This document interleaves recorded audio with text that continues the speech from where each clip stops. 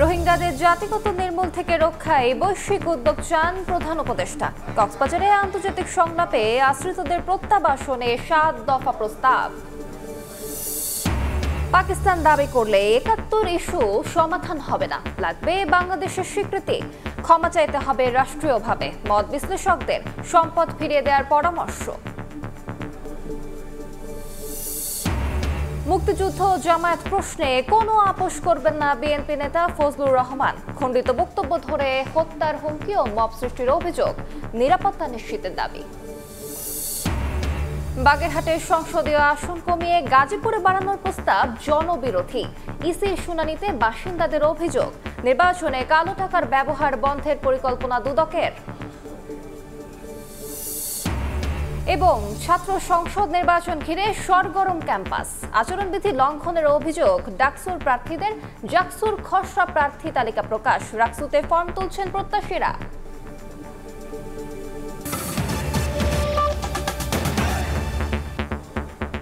সময় সংবাদের সঙ্গে আছি আমি আলিশা ইসলাম। মিয়ানমারের জান্তা ও আরাকান আর্মির হাত থেকে রোহিঙ্গাদের বাঁচাতে বিশ্ব সম্প্রদায়কে কার্যকর উদ্যোগ নেওয়ার আহ্বান জানিয়েছেন প্রধান উপদেষ্টা ডক্টর মোহাম্মদ ইউনূস। কক্সবাজারে আন্তর্জাতিক সম্মেলনে প্রত্যাবাসন নিয়ে ৭ দফা প্রস্তাব তুলে ধরেন তিনি। বলেন, রোহিঙ্গাদের জাতিগত নির্মূলের ভয়াবহ পরিকল্পনার বাস্তবায়ন থামানো সবার নৈতিক দায়িত্ব।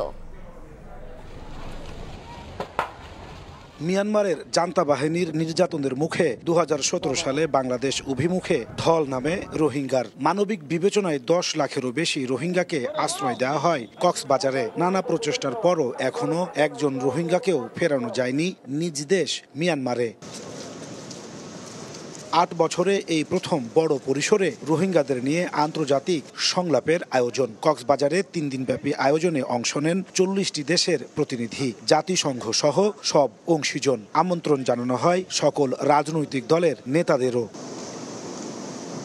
দ্বিতীয় দিনে সম্মেলনে যোগ দেন প্রধান উপদেষ্টা ডক্টর মোহাম্মদ ইউনূস। প্রধান অতিথির বক্তব্যে তিনি বলেন, সম্পদ ও সামর্থ্যের সীমাবদ্ধতা সত্ত্বেও রোহিঙ্গাদের জীবন বাঁচাতে মানবিক কারণে সীমান্ত খুলে দিয়েছিল বাংলাদেশ। রোহিঙ্গাদের জাতিগত নির্মূলের ভয়াবহ পরিকল্পনা বাস্তবায়ন থেকে সশস্ত্র ঘাতকদের থামানো বিশ্ব সম্প্রদায়ের নৈতিক দায়িত্ব বলেও মন্তব্য করেন তিনি।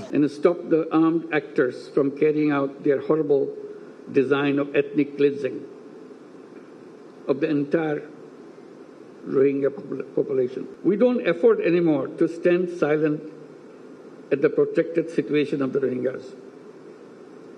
Hence, we urge upon the international community to undertake collective efforts to stop the Myanmar junta and the Arakan army from unleashing violence against Rohingya.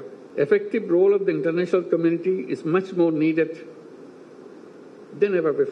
Rohingya সংকট মিয়ানমারের সৃষ্টি সমাধানও সেখানেই করতে হবে বলে জানান প্রধান উপদেষ্টা। রোহিঙ্গাদের মর্যাদাপূর্ণ প্রত্যাবাসনে অবদান রাখার সংকল্প ঘোষণা করে ন্যায় বিচার এবং জবাবদিহিতা নিশ্চিতে ৭ দফা প্রস্তাব দেন doctor Yunus. Rohingya crisis emanated from Myanmar and the solution also lies in Myanmar. All parties must act to end the crisis with greater resolve without any further delay. ফেব্রুয়ারির প্রথমার্ধে ভোটের মাধ্যমে অন্তর্বর্তী সরকার নির্বাচিত সরকারের কাছে ক্ষমতা হস্তান্তর করবে বলেও জানান প্রধান উপদেষ্টা। ৩ দিনের এই সম্মেলনের সারাংশ আগামী ৩০শে সেপ্টেম্বর নিউ ইয়র্কে রোহিঙ্গাদের নিয়ে আয়োজিত আরও একটি বড় প্ল্যাটফর্মে তুলে ধরবেন প্রধান উপদেষ্টা ডক্টর মোহাম্মদ ইউনূস। এর মাধ্যমে আন্তর্জাতিক পর্যায়ে ভুলতে বসা রোহিঙ্গা ইস্যু নতুন করে আবারও আলোচনায় আসার প্রত্যাশা করছে বাংলাদেশ। একই সঙ্গে সেখান থেকে নতুন কোনো পথের দিশাও আসতে পারে, যার মাধ্যমে মিয়ানমারের রোহিঙ্গাদের টেকসই প্রত্যাবাসন সম্ভব হবে। নাজমুস সালেহী, সময় সংবাদ, কক্সবাজার। আন্তর্জাতিক রোহিঙ্গা সংলাপের দ্বিতীয় দিনের খবর জানাতে এই মুহূর্তে কক্সবাজারের ইনানীতে আছেন সহকর্মী নাজমুস সালেহী। সরাসরি যাচ্ছি তার কাছে। এখন ৩য় নম্বর সেশনটি চলছে। আজকের দিনের এই সেশনের নাম রাখা হয়েছে আত্মবিশ্বাস গ্রোকরণ, অর্থাৎ রোহিঙ্গা জনগোষ্ঠী যারা মানসিক ট্রমার মধ্যে যারা রয়েছে এবং এখানে টিকে থাকা, তাদের যে প্রতিদিনের যে লড়াই, সেটাতে তারা আসলে তাদের আত্মবিশ্বাস যাতে বৃদ্ধি পায় এবং আন্তর্জাতিক সম্প্রদায় যারা এখানে ৪০টি দেশের প্রতিনিধি যারা অংশ নিয়েছেন, তারা সকলেই আসলে তাদেরকে বলার চেষ্টা করছেন যে তারা এই দাবিটিকে টেকসই যে সমাধান অর্থাৎ রোহিঙ্গাদেরকে প্রত্যাবাসনের যে চেষ্টা তারা সেটি অব্যাহত রাখবেন। বিভিন্ন স্টেক হোল্ডাররা এখানে বক্তব্য রেখেছেন এবং সকালবেলা থেকে শুরু করে এখন পর্যন্ত মোট 3টি সেশন হয়েছে। মাঝখানের সেশনে চীনা রাষ্ট্রদূত ইয়ান ওয়াও তিনি আসলে বক্তব্য রেখেছেন এবং আপনি জানেন যে বাংলাদেশের প্রেক্ষাপটে এবং বৈশ্বিক প্রেক্ষাপটে সব থেকে এই রোহিঙ্গা সংকটের সমাধান সবাই অন্তত মনে করে থাকেন যে এটির কি পয়েন্ট হচ্ছে চীন, কারণ চীনের বিরুদ্ধে নানাবিধ অভিযোগ রয়েছে এই রাখাইন স্টেটের আর্মি এবং এই রোহিঙ্গাদেরকে আসলে এই পাশে পুশব্যাক করার ক্ষেত্রে বাংলাদেশে। তো মনে করা হয় যে তারা অনেক গুরুত্বপূর্ণ ভূমিকা পালন করতে পারে। সেই জায়গা থেকে চীনের রাষ্ট্রদূতের বক্তব্যটি আসলে খুবই গুরুত্বপূর্ণ ছিল। বাংলাদেশের গণমাধ্যম সহ আন্তর্জাতিক গণমাধ্যম অনেকেই সেই চীনের রাষ্ট্রদূতের বক্তব্য শোনার জন্য অপেক্ষা করছিলেন। তিনি এসে আসলে বলেছেন যে আন্তর্জাতিক যে সম্প্রদায় তাদের মধ্যে সমঝোতায় পৌঁছানো সম্ভব হচ্ছে না, যে কারণে আসলে এই রোহিঙ্গার যে সংকট সেটি আসলে সমাধান করা সম্ভব হচ্ছে না। পাশাপাশি তিনি বলেছেন এইটি সমাধান করতে হলে বাংলাদেশকে এবং মিয়ানমারের মধ্যে একটি দ্বিপক্ষীয় চুক্তি হতে হবে, যেই চুক্তির উপরে ভিত্তি করে একটি পথরেখা তৈরি হতে পারে এবং সেটিকে আসলে সাপোর্ট করে পরবর্তী করণীয় নির্ধারণ করা যেতে পারে। পাশাপাশি তিনি যে আর্মি রাখাইন স্টেটে যে ধ্বংসযজ্ঞ চলছে তিনি সেখানে আসলে বলছেন যে তারা যে এই অস্ত্রগুলো আসলে কোথায় থেকে আসছে তিনি কিন্তু এমন প্রশ্ন তুলেছেন। সকালবেলায় ডক্টর মোহাম্মদ ইউনূস বাংলাদেশের তরফে তিনি বক্তব্য রেখেছেন এবং তিনি আন্তর্জাতিক সম্প্রদায়কে এখন আর বক্তব্য নয়, মুখের কথা নয়, তিনি কার্যকর উদ্যোগ নেওয়ার আহ্বান জানিয়েছেন। বলা চলে 8 বছর পরে বাংলাদেশের অন্তত শুধু বাংলাদেশে নয় বলা চলে সারা পৃথিবীতেই এত বড় কোনো একটি আয়োজন হলো, যে আয়োজনে 3 দিন ব্যাপী সমস্ত স্টেক হোল্ডাররা কিভাবে রোহিঙ্গার এই সংকটটিকে সমাধান করা যায় সে বিষয়ে তারা আসলে এক টেবিলে হয়ে আলোচনা করছেন। তো সুতরাং যেহেতু এই পথটা তৈরি হচ্ছে, সেপ্টেম্বরের 30 তারিখে জাতিসংঘের সাধারণ অধিবেশনে যোগ দেওয়ার পাশাপাশি বড় একটি কনফারেন্সে অংশ নেবেন ডক্টর মোহাম্মদ ইউনূস। সেখানে 70টি দেশের প্রতিনিধি থাকার কথা রয়েছে। সেখান থেকে এখানে যে আলোচনাগুলো হলো সেখানে তিনি তুলবেন। সব মিলিয়ে বলা চলে যে একটি টেকসই সমাধানের দিকে হয়তো বিশ্ব সম্প্রদায় একটি দিক নির্দেশনা পথরেখা এই সম্মেলন থেকে আসলে তৈরি করতে পারেন। এই ছিল আমার কাছে দ্বিতীয় দিনের সংলাপের সর্বশেষ। সরাসরি যুক্ত ছিলাম কক্সবাজারের ইনানিতে। আন্তর্জাতিক সম্প্রদায়ের মধ্যে ঐকমত্য না হওয়ার কারণে রোহিঙ্গাদের প্রত্যাবাসন সম্ভব হচ্ছে না বলে মন্তব্য করেছেন বাংলাদেশে নিযুক্ত চীনের রাষ্ট্রদূত ইয়াও ওয়েন। কক্সবাজারে আন্তর্জাতিক সম্মেলনের দ্বিতীয় দিনে অংশ নিয়ে মন্তব্য করেন তিনি। এ সময় আরাকান আর্মিদের কারা অস্ত্র দিচ্ছে সে প্রশ্ন তোলেন তিনি। On many occasions, they yearn to return to their homeland and do not wish to see their children remain refugees. The prerequisite for resolving this issue lies in ending hostility. The key point is to stick to repatriation, and the path forward remains the negotiated consensus between Bangladesh and Myanmar and the support of the international community. China stands ready to continue providing support within its capacity to promote dialogue, build consensus, and advance repatriation. এদিকে কক্সবাজারের উখিয়ার ক্যাম্পে নানা আয়োজনে রোহিঙ্গা গণহত্যা স্মরণ দিবস পালন করেছেন আশ্রিতরা। নিরাপদ প্রত্যাবাসন, নাগরিক স্বীকৃতি, সহায় সম্পত্তি ফেরতের দাবি জানান তারা। আন্তর্জাতিক আদালতে চলমান মামলার দ্রুত বিচার চান রোহিঙ্গারা। আমরা দেশে ফিরতে চাই, রোহিঙ্গাদের এমন দাবিতে মুখর সমাবেশস্থল। মিয়ানমারের রাখাইনের রোহিঙ্গা জনগোষ্ঠীর উপর গণহত্যার 8 বছর পূর্তি উপলক্ষে পালন করা হয় রোহিঙ্গা গণহত্যা স্মরণ দিবস। সোমবার সকালে প্ল্যাকার্ড ব্যানার নিয়ে কক্সবাজারের উখিয়ার কুতুপালং 4 নম্বর ক্যাম্পে ফুটবল মাঠে জড়ো হন হাজার হাজার রোহিঙ্গা। দিবসটি উপলক্ষে আশ্রয় শিবিরে পর্যাপ্ত নিরাপত্তা নিশ্চিত করা হয়।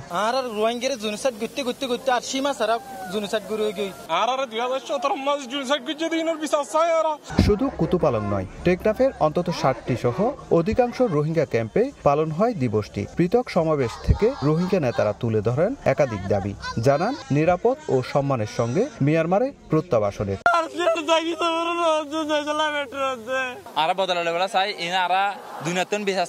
শরণার্থী ত্রাণ ও প্রত্যাবাসন কমিশনার জানান আইসিজে এবং আইসিসিতে যে বিচার কাজ চলছে তার নিষ্পত্তি চান রোহিঙ্গারা। আইসিজি এবং আইসিসিতে যে বিচার প্রক্রিয়া চলছে তার নিষ্পত্তি চাই, এটি হচ্ছে তাদের একটি প্রধান বক্তব্য। আরেকটি বক্তব্য হচ্ছে যে তারা সসম্মানে তাদের দেশে ফেরত যেতে চায়। বর্তমানে কক্সবাজারে ৩৩টি ক্যাম্পে ১৩ লাখের বেশি রোহিঙ্গা রয়েছেন। ২০১৭ সালের এই দিনে রোহিঙ্গাদের উপর নির্মম বর্বরতা চালায় মিয়ানমার সেনাবাহিনী। প্রাণ বাঁচাতে লাখ লাখ রোহিঙ্গা বাংলাদেশে আশ্রয় নেয়, কিন্তু ৮ বছর পেরিয়ে গেল, আজও অনিশ্চয়তায় তাদের ভবিষ্যৎ। উখিয়ার কুতুপালং ক্যাম্প থেকে সুজাউদ্দিন রুবেল, সময় সংবাদ, কক্সবাজার। পাকিস্তান দাবি করলে ৭১ ইস্যুর সমাধান হবে না, তার জন্য প্রয়োজন হবে বাংলাদেশের স্বীকৃতির। সংসদে রেজুলেশন করে রাষ্ট্রীয়ভাবে পাকিস্তান ক্ষমা চাইলে মীমাংসা হতে পারে ৭১ প্রসঙ্গ, এমনটাই মনে করছেন আন্তর্জাতিক সম্পর্ক বিশ্লেষক অধ্যাপক ইমতিয়াজ আহমেদ। অন্যদিকে আনুষ্ঠানিক ক্ষমা না চাইলে পাকিস্তানকে বন্ধু রাষ্ট্র ভাবার সুযোগ নেই বলে মনে করছেন সাবেক কূটনীতিক সাকিব আলী। এক্ষেত্রে সম্পর্ক উন্নয়ন বা স্বাভাবিকীকরণে ধীরগতির পক্ষে তিনি। 2 দিনের সরকারি সফরে শনিবার ঢাকায় আসেন পাকিস্তানের উপপ্রধানমন্ত্রী ও পররাষ্ট্রমন্ত্রী মোহাম্মদ ইসহাকদার। প্রধান উপদেষ্টা বিএনপি চেয়ারপারসন জামায়াত আমির সহ বিভিন্ন রাজনৈতিক দলের প্রতিনিধিদের সঙ্গে করেন সাক্ষাৎ। পররাষ্ট্র উপদেষ্টার সঙ্গে বৈঠক শেষে 2 দেশের সরকারি ও কূটনৈতিক পাসপোর্টধারীদের ভিসা বিলোপে একটি চুক্তিসহ সই হয় 5টি সমঝোতা স্মারকে।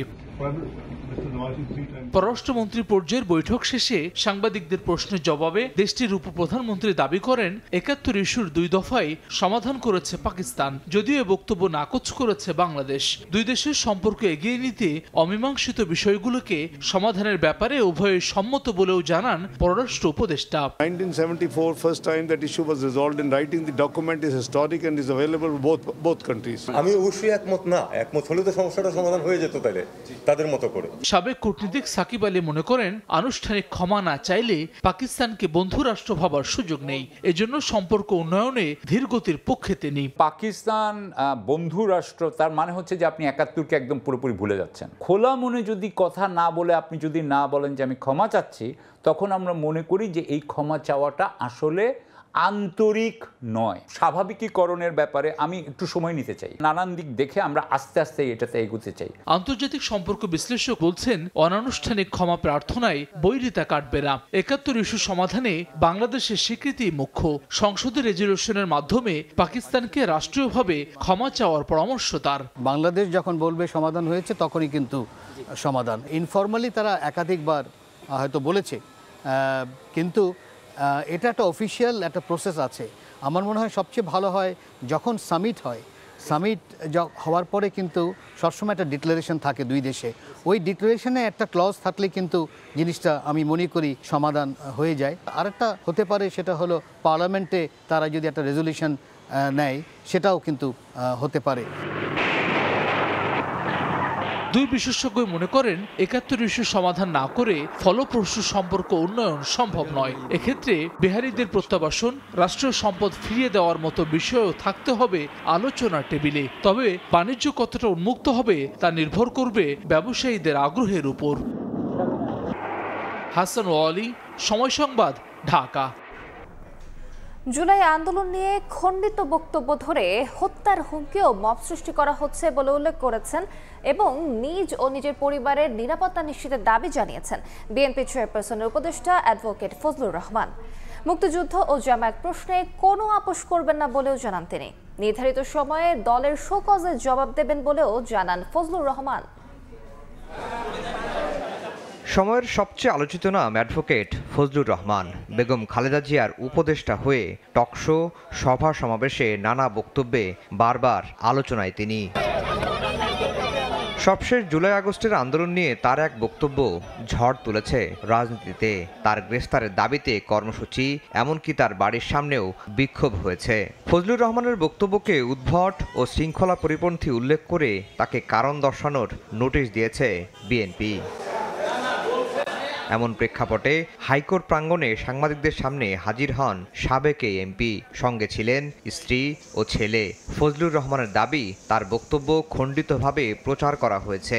বক্তব্যের সত্যতার প্রমাণ দিতে পারলে ক্ষমা চাইতেও প্রস্তুত তিনি। আমার বক্তব্যটা সামনে না আপনারা বাজান, যদি আমার কোনো ভুল হয়ে থাকে, কেউ হয়ে থাকে, আমাকে বুঝাইতে পারে যে এখানে আপনি ভুল কইছেন, তাইলে আমি সঙ্গে সঙ্গে হাত জোর করে মাপ চাই। পুরা বক্তব্যটা বাজাইতে হবে আমি কি কইছি, পুরা।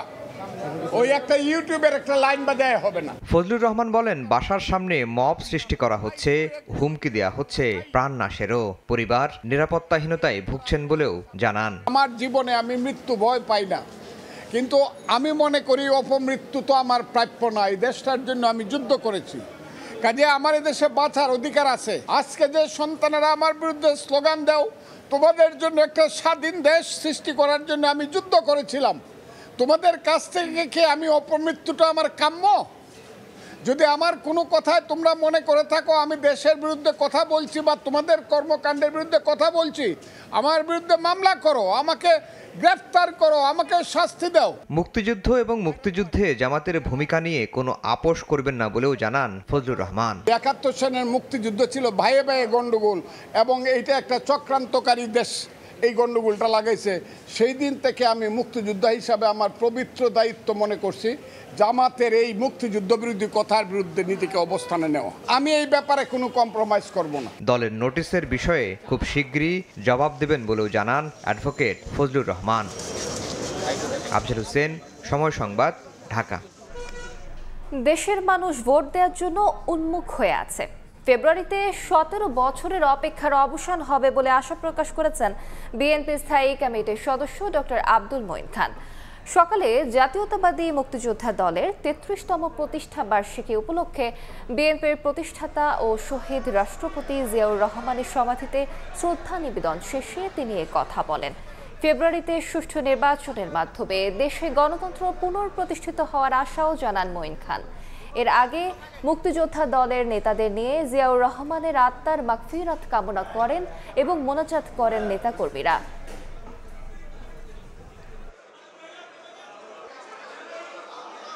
গণতন্ত্রের পথ কুসুমাস্তীর্ণ নয়, কাজেই এটা মানুষের সংগ্রাম, এটা একটি চিরন্তন সংগ্রাম। নির্বাচনের তারিখ এই অন্তর্বর্তীকালীন সরকার ঘোষণা করেছে এবং ইনশাআল্লাহ বাংলাদেশের মানুষ বিগত 17 বছর ভোট দিতে পারেনি, কাজেই বাংলাদেশের মানুষ উন্মুখ হয়ে আছে, তারা ভোট দেবে। তারা বাংলাদেশের একটি সুষ্ঠু নিরপেক্ষ নির্বাচনে ভোট দিতে চায়। ইনশাআল্লাহ আগামী ফেব্রুয়ারিতে তাদের সেই ইচ্ছা পূরণ হবে। সময় সংবাদ আরও থাকছে। LMG 5 lakh, China rifle 1 lakh, প্রতিটি গুলির জন্য মিলবে 500। অবৈধ অস্ত্র উদ্ধারে পুরস্কার ঘোষণা সরকারের, সহযোগিতাকারীদের তথ্য রাখা হবে গোপন।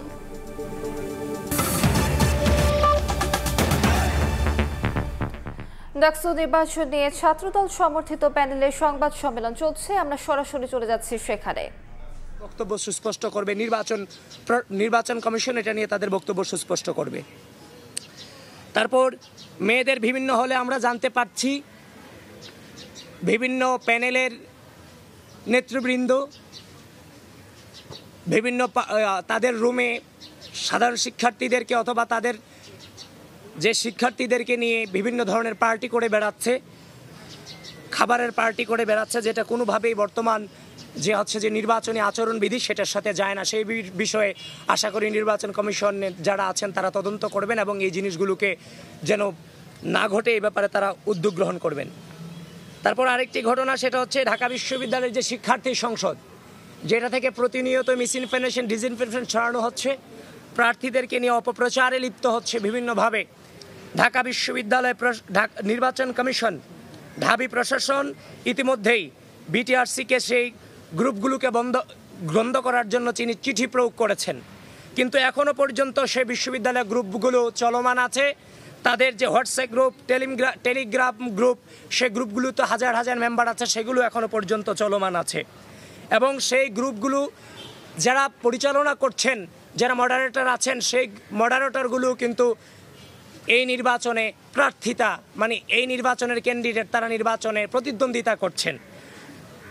এবং ঢাকা বিশ্ববিদ্যালয়ের আরও কিছু গ্রুপ রয়েছে, এগুলোর নাম আপনারা জানেন, কারণ প্রপাগান্ডাতে এগুলো হচ্ছে যে আপনার ইতিমধ্যেই খুব খ্যাতি অর্জন করেছে, ডিউ ইনসাইডার, কিন্তু আজকে দেখলাম তারা তাদের নাম পরিবর্তন করে ঢাকা ইনসাইডার রেখেছেন। তারপরে ডিউ ক্রাশ অ্যান্ড কনফেশনস এই নামের একটা গ্রুপ আছে, তারপর the beauty of DU campus, তারপরে হচ্ছে ডিউ আপডেট নামে একটা গ্রুপ আছে, আজকে দেখলাম এটা পরিবর্তন করে রাখা হয়েছে ঢাকা আপডেট নামে। সুতরাং ঢাকা বিশ্ববিদ্যালয় প্রশাসনকে, ঢাকা বিশ্ববিদ্যালয়ের শিক্ষার্থী সংসদ সহ এখন যে গ্রুপগুলোর নাম বলেছি এই গ্রুপগুলো সম্পর্কে যথাযথ ব্যবস্থা গ্রহণ করতে হবে যদি নির্বাচনে লেভেল প্লেয়িং ফিল্ড তৈরি করতে হয়। ঢাকা বিশ্ববিদ্যালয় প্রশাসন যদি এখানে সেটা ব্যবস্থা করতে ব্যর্থ হয় তাহলে ডাকসু নির্বাচন শুধুমাত্র ঢাকা বিশ্ববিদ্যালয়ের বিষয় নয়, ডাকসু নির্বাচন এটা বাংলাদেশের বিষয়। সেটা রাষ্ট্রীয়ভাবে এই জিনিসগুলোকে যেন সুরাহা করা হয় এই গ্রুপগুলোর। আমরা সরাসরি যুক্ত ছিলাম ডাকসু নির্বাচন নিয়ে ছাত্রদল সমর্থিত প্যানেলের সংবাদ সম্মেলনে। ডাকসু নির্বাচনের মনোনয়ন প্রত্যাহারের শেষ দিনে প্রার্থিতা তুলে নিয়েছেন বেশ কয়েকজন। এদিকে আচরণবিধি লঙ্ঘন ও অপপ্রচারের অভিযোগ বিভিন্ন প্যানেলের প্রার্থীদের। চিফ রিটার্নিং অফিসার বলেছেন, কর্মশালার মাধ্যমে কেন্দ্র ও হল সংসদ প্রার্থীদের আচরণবিধি সম্পর্কে সতর্ক করা হবে। ঢাকা বিশ্ববিদ্যালয় কেন্দ্রীয় ছাত্র সংসদ ডাকসু ও হল সংসদ নির্বাচনের প্রচারণা শুরুর আগের দিন ক্যাম্পাসে উপস্থিতি জানান দেয় নির্বাচনে অংশগ্রহণকারী ছাত্র সংগঠনগুলোর প্যানেল। দুপুরে কার্জন হল এলাকায় শিক্ষার্থীদের সঙ্গে কুশল বিনিময় করেন ছাত্র শিবির সমর্থিত প্যানেলের ভিপি পদপ্রার্থী আবু সাদিক কায়েম ও জিএস পদপ্রার্থী SM ফরহাদ। বলেন, প্রতিপক্ষ প্যানেলের প্রার্থীরা গঠনমূলক সমালোচনার পরিবর্তে সাইবার বুলিং ও মিথ্যা প্রোপাগান্ডা চালাচ্ছে। আমাদের যারা বন্ধুপ্রতিম আছে তারা ক্রমাগত সাইবার বুলিং করছে, ক্রমাগত মিথ্যা প্রোপাগান্ডা করছে, ক্রমাগত সে আগের মতো করে বিষাদগার করছে। এর আগেও মধুর ক্যান্টিনে সংবাদ সম্মেলনে আচরণবিধি লঙ্ঘনের অভিযোগ করেন ডাকসু ফর চেঞ্জ প্যানেলের ভিপি প্রার্থী বিন ইয়ামিন মোল্লা। সংবাদ সম্মেলন করে ইসলামী ছাত্র আন্দোলনের প্রার্থীরাও। আজকে এখনো আপনারা টিএসসিতে যান, গিয়ে দেখেন সেখানে জাতীয়তাবাদী ছাত্রদল, গণতান্ত্রিক ছাত্র সংসদ সহ অনেকেরই ফেস্টুন সেখানে এখন আছে। এদিকে ডাকসু ও হল সংসদের প্রার্থীদের আচরণবিধি সম্পর্কে সচেতন করতে কর্মশালার আয়োজনের কথা জানিয়েছে চিফ রিটার্নিং অফিসারের কার্যালয়। সম্মানিত কমিশনার মধ্যে সরাসরি ওনাদের সামনে তাদেরকে সতর্ক করে দিয়েছে, আর কিছু আমরা ওভার দি টেলিফোন আমরা সতর্ক করে দিয়েছি। আর মনোনয়ন প্রত্যাহারের শেষ দিনে সোমবার দুপুরে সিনেট ভবনে চিফ রিটার্নিং অফিসারের কাছে প্রত্যাহারের আবেদন করেন বেশ কয়েকজন প্রার্থী। শাকির আহমেদ, সময় সংবাদ, ঢাকা। এদিকে রাজশাহী বিশ্ববিদ্যালয়ে চলছে ডাকসু নির্বাচনের মনোনয়ন ফর্ম বিক্রি। ছবিসহ ভোটার তালিকা প্রকাশ করতে ভোট 2 মাস পেছানোর দাবি ছাত্রদলের। তবে ঘোষিত তারিখেই নির্বাচন দাবি জানিয়েছে ছাত্র শিবির ও বাম সংগঠনগুলো।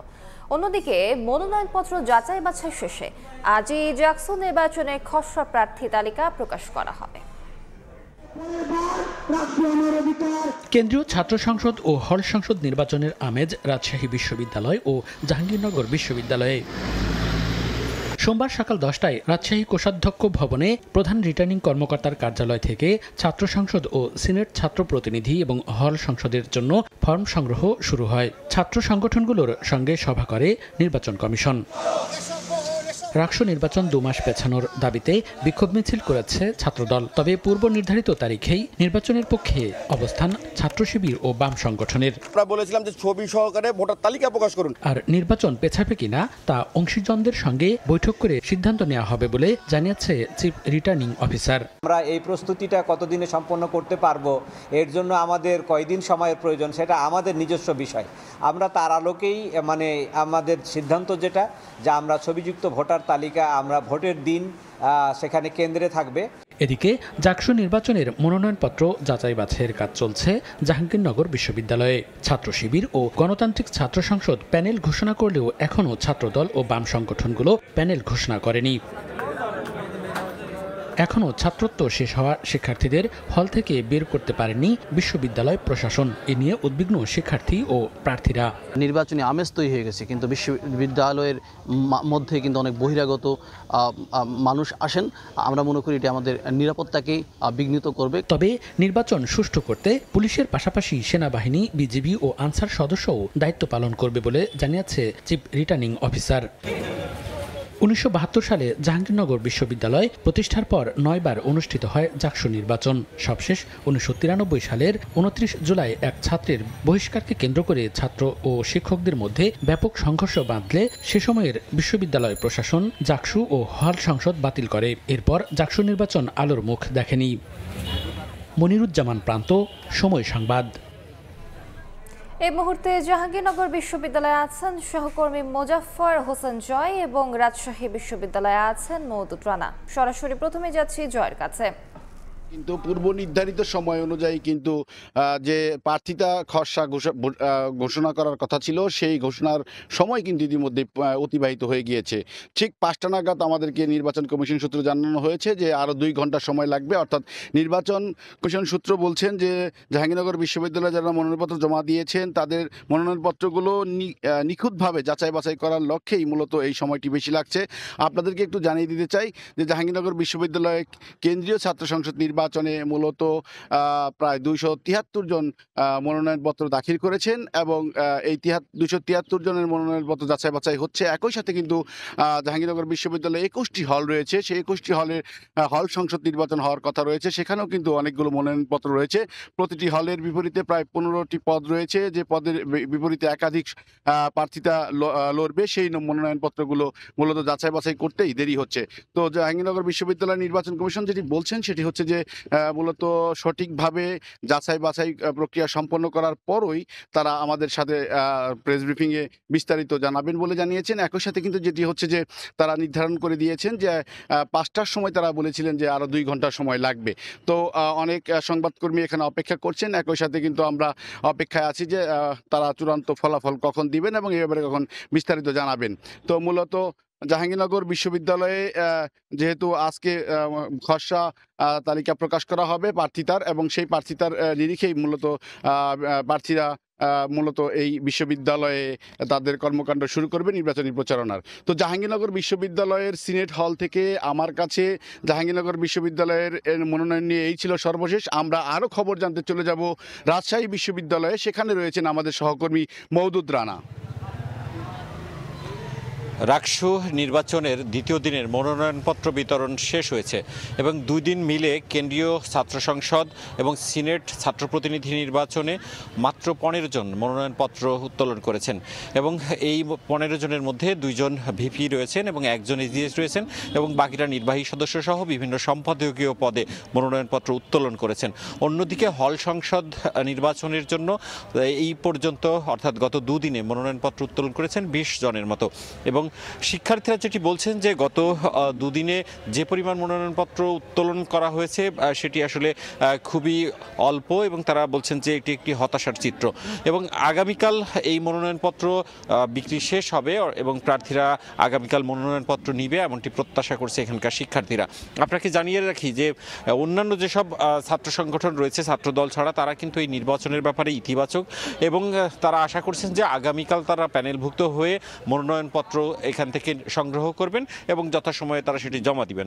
আজকে জানিয়ে রাখি যে আজ সকাল থেকেই রাজশাহী বিশ্ববিদ্যালয় ছাত্রদল তারা বিক্ষোভ মিছিল করেছে, স্মারকলিপি প্রদান করেছে এবং তারা এই 2024-25 শিক্ষাবর্ষে অর্থাৎ চলতি শিক্ষাবর্ষের শিক্ষার্থীদের ভোটাধিকার এবং একই সাথে ছবিযুক্ত ভোটের তালিকা প্রণয়নের দাবিতে তারা এখানে বিক্ষোভ করেছেন, স্মারকলিপি দিয়েছেন এবং তারা 2 মাস ভোট পেছানোর দাবি করেছেন। অন্যদিকে অন্যান্য যেসব ছাত্র সংগঠনগুলো রয়েছে তারা ঘোষিত সময়ের মধ্যেই নির্বাচন দাবি করেছেন। এ নিয়ে আজকে রাকসু নির্বাচন কমিশনের একটি বৈঠক হওয়ার কথা ছিল, সেই বৈঠকটি আজকে অনুষ্ঠিত হয়নি। গতকাল সেই বৈঠকটি অনুষ্ঠিত হলে আসলে জানা যাবে রাকসু নির্বাচন পেছাচ্ছে কিনা নাকি ঘোষিত তফসিল অনুযায়ী সেই নির্বাচন অনুষ্ঠিত হবে। এই ছিল রাজশাহী বিশ্ববিদ্যালয় থেকে আমার কাছে সর্বশেষ। সরাসরি যুক্ত ছিলাম জাহাঙ্গীরনগর বিশ্ববিদ্যালয় এবং রাজশাহী বিশ্ববিদ্যালয়। বাগেরহাটের আসন কমিয়ে গাজীপুরে বাড়ানোর প্রস্তাব জনবিরোধী। সীমানা পুনর্নির্ধারণ নিয়ে ইসি শুনানিতে এ অভিযোগ করে বাগেরহাটে 4টি আসনে বহাল রাখার দাবি জানান বাসিন্দারা। এদিন 20টি আসনের খসড়া সীমানার দাবি আপত্তির ওপর শুনানি করে নির্বাচন কমিশনার।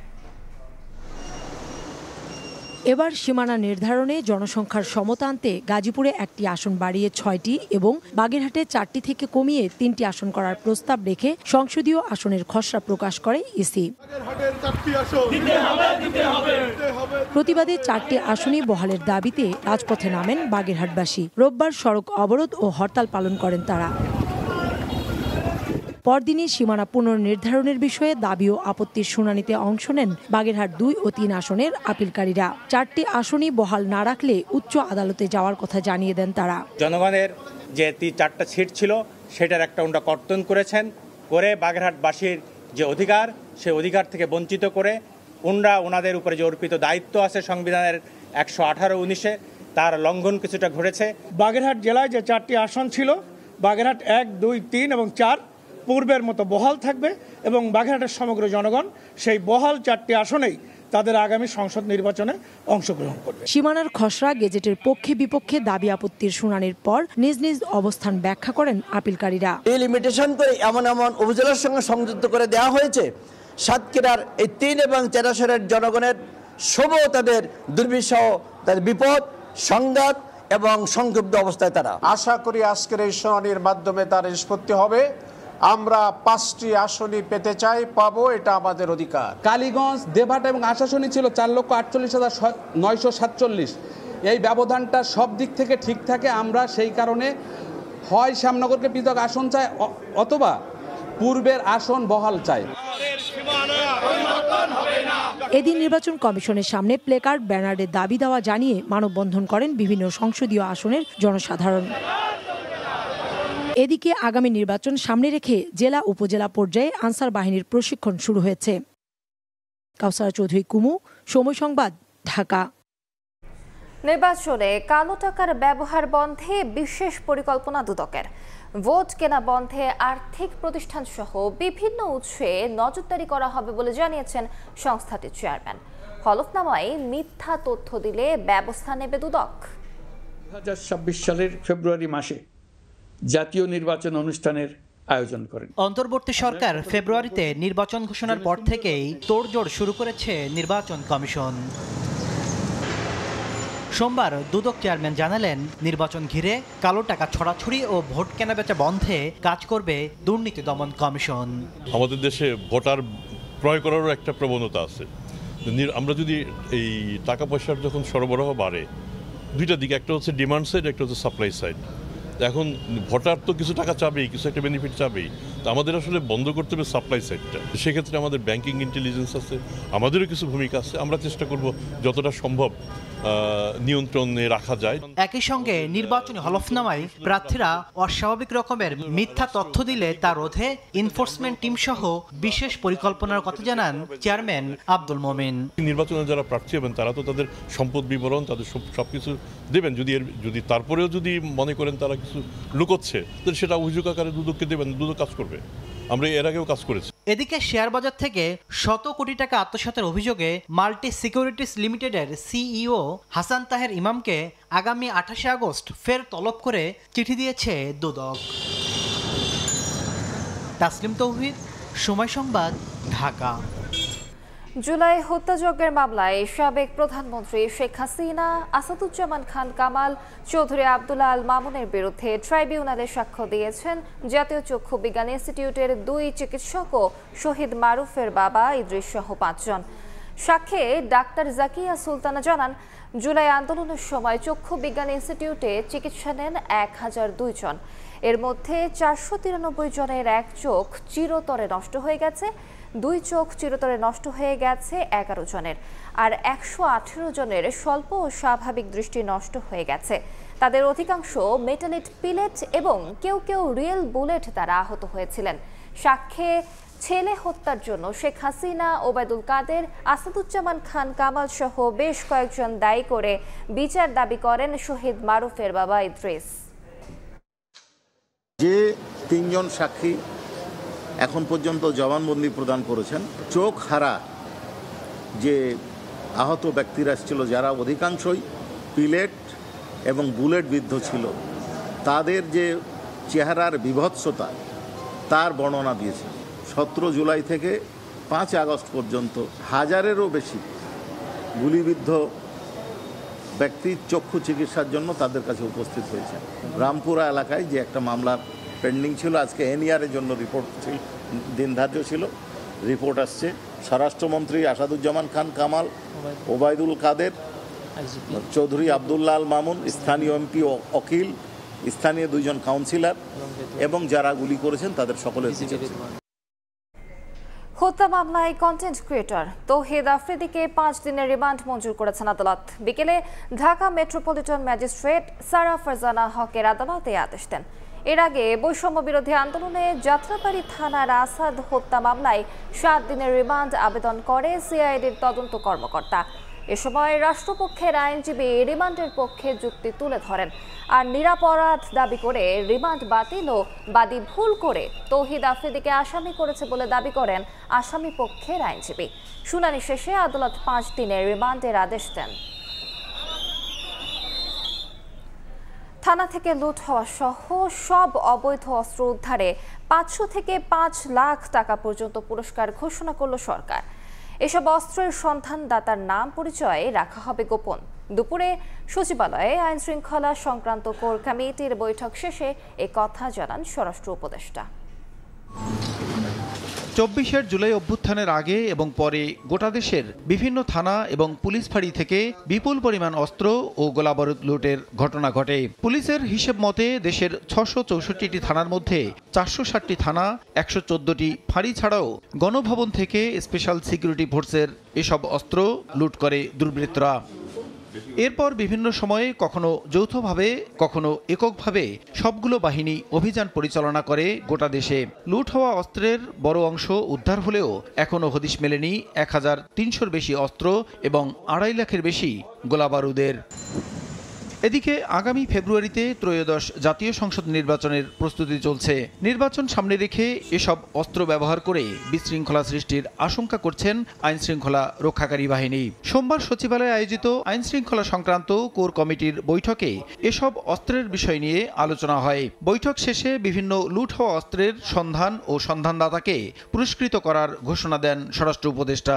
শর্টগান পিস্তল হলো 50,000, চাইনিজ রাইফেল যেটা 1 লাখ, এসএমজি 1,50,000, এলএমজি 5 লক্ষ, আর গুলি প্রতিটি হলো 500। এগুলি কিন্তু গোপন রাখা হবে যেন কেউ না জানতে পারে। অবৈধ অস্ত্র ছাড়াও সমসাময়িক পরিস্থিতি নিয়ে কথা বলেন স্বরাষ্ট্র উপদেষ্টা। নিয়োগ বাণিজ্য ও দুর্নীতি বন্ধে সব ধরনের উদ্যোগ নেওয়া হচ্ছে বলেও জানান তিনি। নিয়োগ বাণিজ্য যেন বন্ধ হয়, এই জন্য আমরা সব ধরনের পদক্ষেপ নিছি। চেয়ারে বসার পরে আমাদের আত্মীয় স্বজন বন্ধু বান্ধবের সংখ্যা বেড়ে গেছে। এরকম আমাদের বন্ধু বান্ধব এবং আত্মীয় স্বজনও যদি কোথাও গিয়া কোনো রকমের চাঁদাবাদি বা ইসের সাথে জড়িত হয়, আপনারা কাইন্ডলি আমাদের জানাবেন। গাজীপুরের পুলিশ কমিশনার সড়কে যানবাহন বন্ধ করে চলাচল করার অপরাধে শিগগিরই তাকে শোকজ করা হবে বলেও জানান স্বরাষ্ট্র উপদেষ্টা। কারণ দর্শানো ওইটা উনি কারণ দর্শানো। প্রসূন আশিস, সময় সংবাদ, ঢাকা।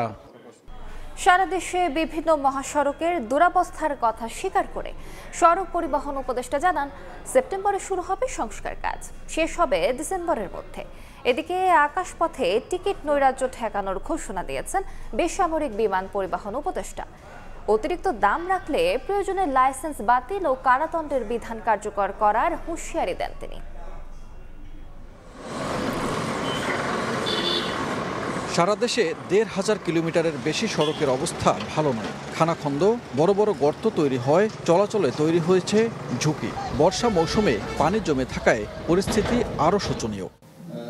মহাসড়কগুলোর পরিস্থিতি নিয়ে সোমবার সচিবালয়ে আলোচনা সভায় যোগ দিয়ে বেহাল পরিস্থিতির কথা স্বীকার করেন সড়ক পরিবহন ও সেতু উপদেষ্টাও। জনসাধারণের দুর্ভোগ বাড়ায় দুঃখ প্রকাশ করে জানান, সেপ্টেম্বরেই শুরু হবে সংস্কার কাজ।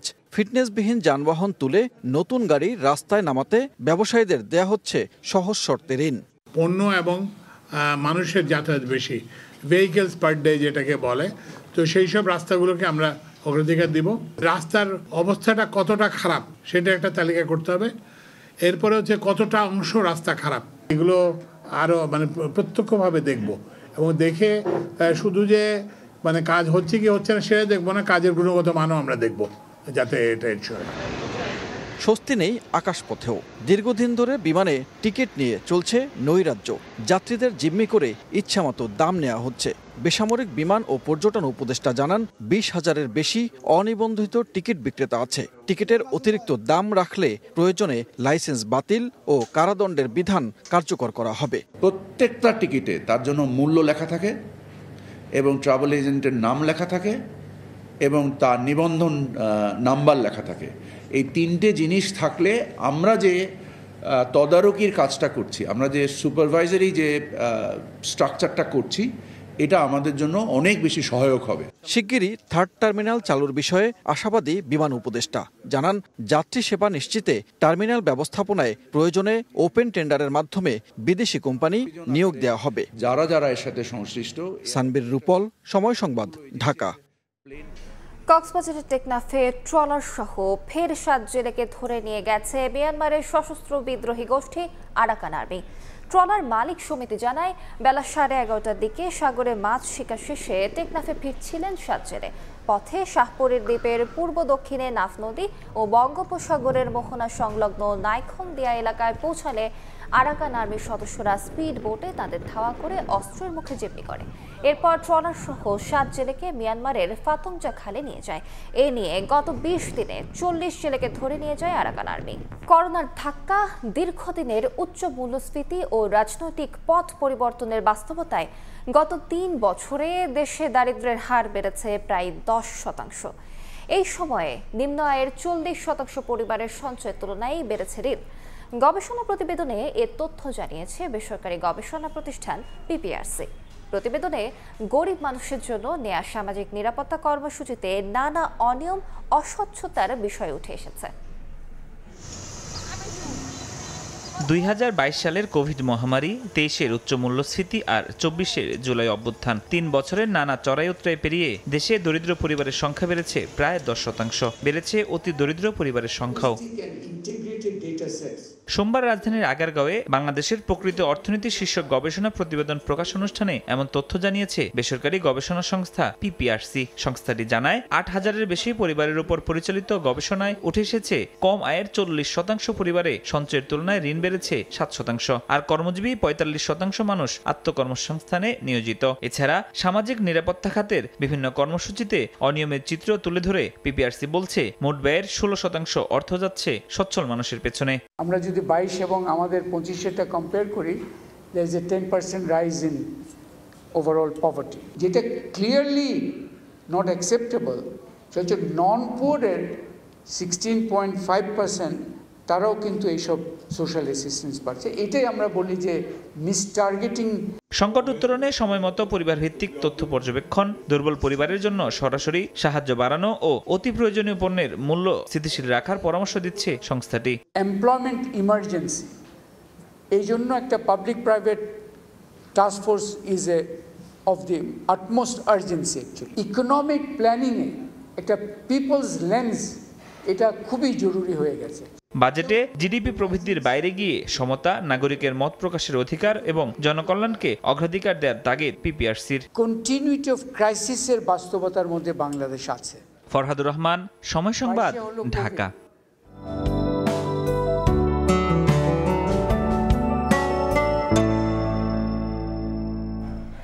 দেখে নেব এখনকার বাতাসের মানসূচক। বায়ুমান বিষয়ক সংস্থা আইকিউ এয়ারের সূচক অনুযায়ী বাংলাদেশে এখনকার বাতাসের মান: ঢাকা বিভাগের বায়ুর মান 81, যা সন্তোষজনক, বাতাসের আর্দ্রতা 61%। চট্টগ্রাম বিভাগে বায়ুমান 57, এটি সন্তোষজনক, বাতাসের আর্দ্রতা 75। রাজশাহী বিভাগে বায়ুমান 74, যেটি সন্তোষজনক, বাতাসের আর্দ্রতা 67। সিলেট বিভাগে বায়ুর মান 62, এটিও সন্তোষজনক, বাতাসের আর্দ্রতা 60%। খুলনা বিভাগের বায়ুমান 55, যা সন্তোষজনক, বাতাসের আর্দ্রতা 65। বরিশাল বিভাগে বায়ুর মান 57, এটি সন্তোষজনক, বাতাসের আর্দ্রতা 65। রংপুর বিভাগের বায়ুমান 69, যেটি সন্তোষজনক, বাতাসের আর্দ্রতা 61। ময়মনসিংহ বিভাগের বায়ুর মান ৭১, এটিও সন্তোষজনক। বাতাসের আর্দ্রতা ৬৬%। সারা দেশে বায়ুর মান সবচেয়ে ভালো খুলনায় ৫৫ আর সবচেয়ে খারাপ ঢাকায় ৮১। দেশের বাইরের খবর, ভিয়েতনামে আঘাত হেনেছে টাইফুন কাজিকি। বেশ কিছু এলাকায় এরই মধ্যে দেখা যাচ্ছে প্রবল বৃষ্টি এবং ঝোড়ো হাওয়া। উপকূলীয় এলাকাগুলো থেকে কয়েক লাখ মানুষকে নিরাপদে সরিয়ে নিয়েছে দেশটির প্রশাসন। বন্ধ করে দেওয়া হয়েছে শিক্ষা প্রতিষ্ঠান ও বিমানবন্দর। বাতিল করা হয়েছে বেশ কিছু ফ্লাইট। ত্রাণ ও উদ্ধার কাজের জন্য প্রস্তুত রাখা হয়েছে ১৬,৫০০ সেনা ও লক্ষাধিক প্যারামিলিটারি কর্মীকে।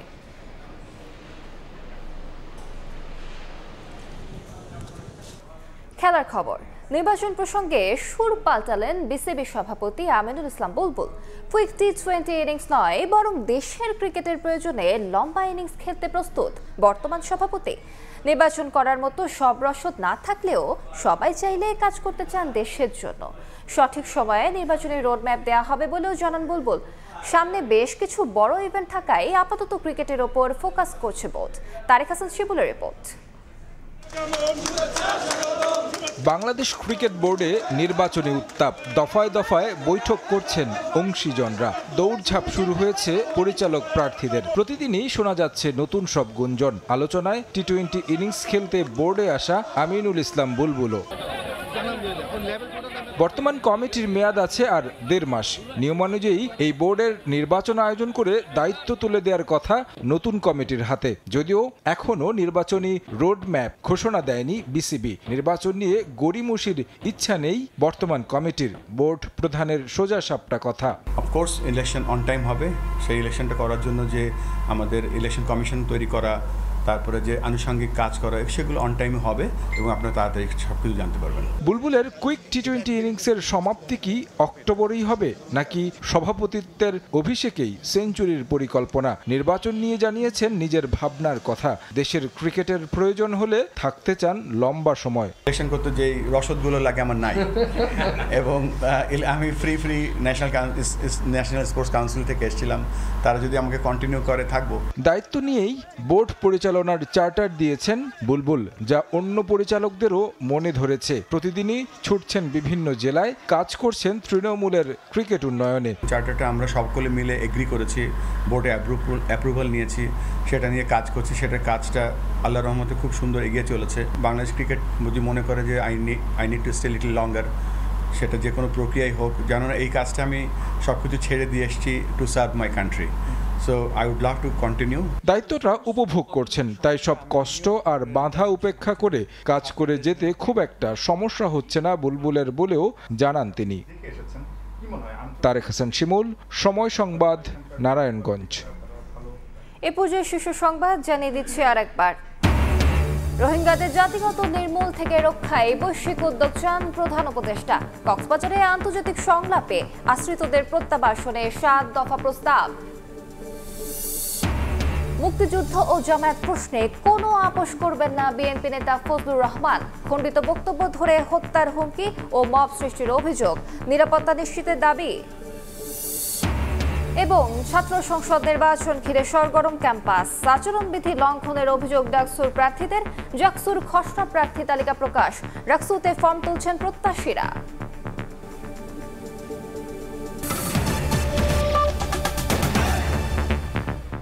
এই ছিল সময় সংবাদে, সঙ্গে থাকুন সময়।